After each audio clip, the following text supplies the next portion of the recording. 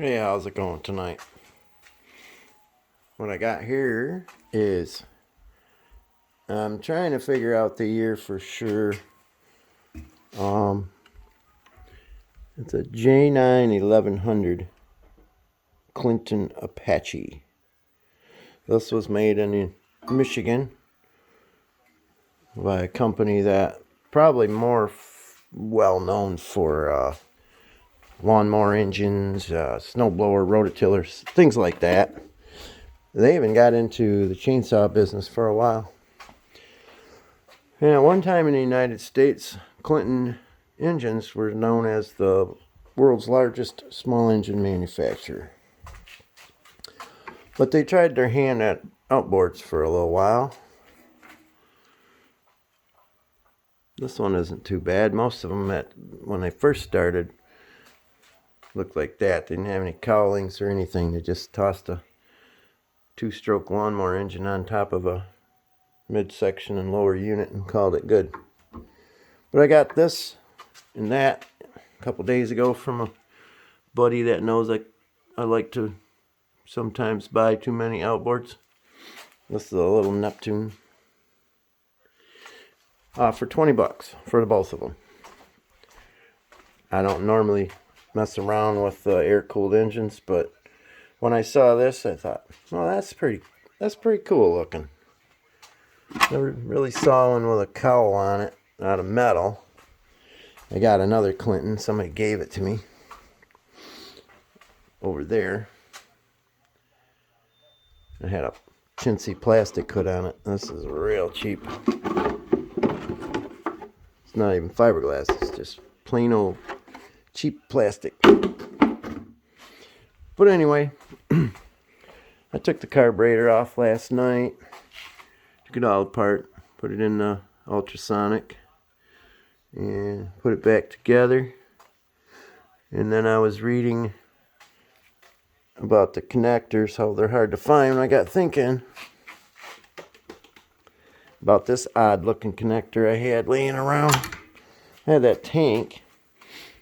In fact, the guy that gave me that Clinton over there gave me 5 other motors last summer, a year ago. And there was some gas tanks in it. And he threw this in with it too. I didn't know what it was. I thought, yeah. It didn't have this hose on it. And the bulb. This gas tank. The hose was all cracked, and I added this piece together with the squeeze ball primer. But looking at some ads on the internet, this looks pretty much like the gas tank that might have came with this. So I'm thinking that this is an actual real live Clinton outboard tank. But this is what the fitting looks like. Goes in there. Let me turn the light on. Goes up in there. You just push it on, and then this clamp lands down over top of that and holds it in place.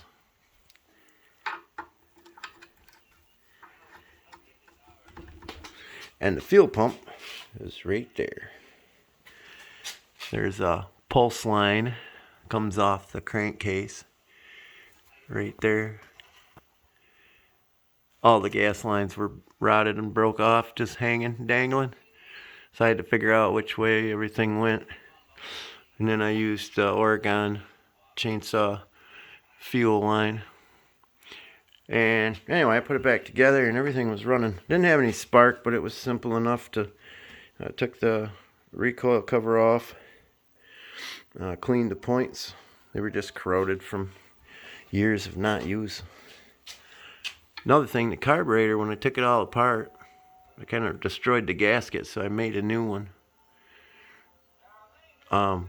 Didn't look like it ever had anything in it. There wasn't one speck of dirt inside. I don't know if this thing's ever been used. This is the fuel pump diaphragm. And this is what the fuel pump looks like inside. When he gave me this motor, he says, yeah, the only thing is it's broke. This was on the phone. But when I got there, he didn't tell me he had this whole set up. The guy whoever he got it from, the guy must have found one on eBay or who knows where, and it was all wrapped in shrink wrap. But this was it's supposed to be a one-piece unit, and it was broken half. But I took the fuel pump apart because I wanted to clean it up real good, see if the diaphragm was alright. This one looks to be in good shape. I didn't do anything with this fuel pump. I didn't even take it apart. I just put it together and tried it. It looks like it's pumping. It'll run, and you can see fuel moving through. But I didn't notice, what I did notice though was it would only run for so long and then it wanted to die. I'm not sure yet if that's carburation. It's got a really strange carburetor. Not because it's a Tillotson, but because if you look here, the needle is exposed all the way to where it goes in right there. That port where the needle tip is tapered, but it's wide open to everything. It doesn't, never seen one like that. They're always inside the carburetor, and they got packing and everything else. So this thing is just wide open, but there's nothing missing. That's the low speed side, and this is the high speed side. And this one, if I didn't have it in there, I could show you, but it's wide open too.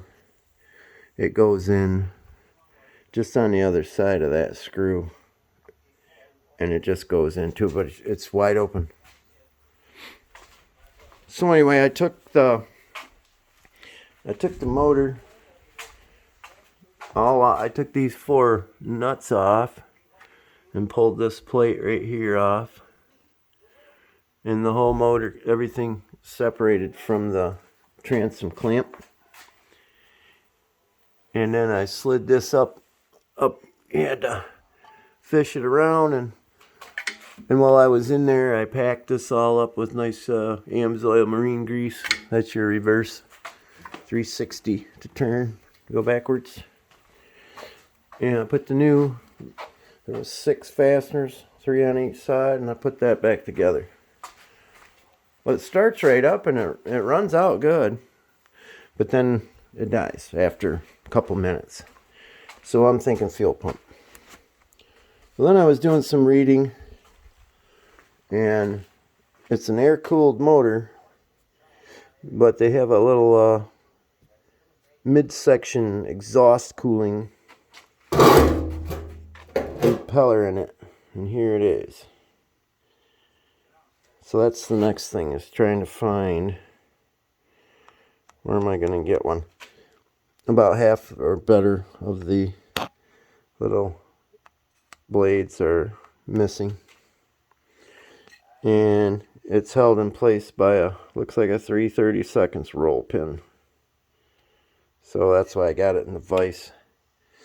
I'm going to drive that roll pin out and take that impeller off of there. Prop's in great shape. One little nick in it right there, but it's in pretty good shape. So that's what I got for $20. That's half of what I got for $20. And that's the other half. Like I say, I don't normally consider buying. I mean, I don't look for them, that's for sure. But when I went to his place to look at them, I thought, man, this thing looked pretty cool. Baby blue. I don't know, something's telling me that because it is metal and not plastic like that other one I showed you, I'm thinking it's probably a 60s. I found one in 1966 according to the article that was attached to the picture, and it was a J9 1100, and this is a J9, excuse me, J9 1000, and it was called in 1966. And this is a J9 1100. So trying to decipher their code on their years, maybe this is a 67, or according to Leroy's Ramblings, you can look up on the internet, just Google Leroy's Ramblings. He's got one, and he's got 1970 with a question mark. So remember, if you get one of these just for something cheap to throw on a boat, and you think, well, that's air cooled, I don't have to worry about that, just remember, it's not about the motor so much, it's the midsection cooling the exhaust. And if you don't cool the exhaust, the bottom of the motor can get extremely hot, and you can do damage and ultimately destroy the motor. So you do need that impeller, because it won't last if you don't get it. It's just going to burn up the motor. Alright, that's all I got for tonight. Have a good evening. Thanks for watching. Clinton Outboards rule. Ooh. I can't help it. You can't be stinging me. I won't be able to handle that. Sorry about that. Have a good evening.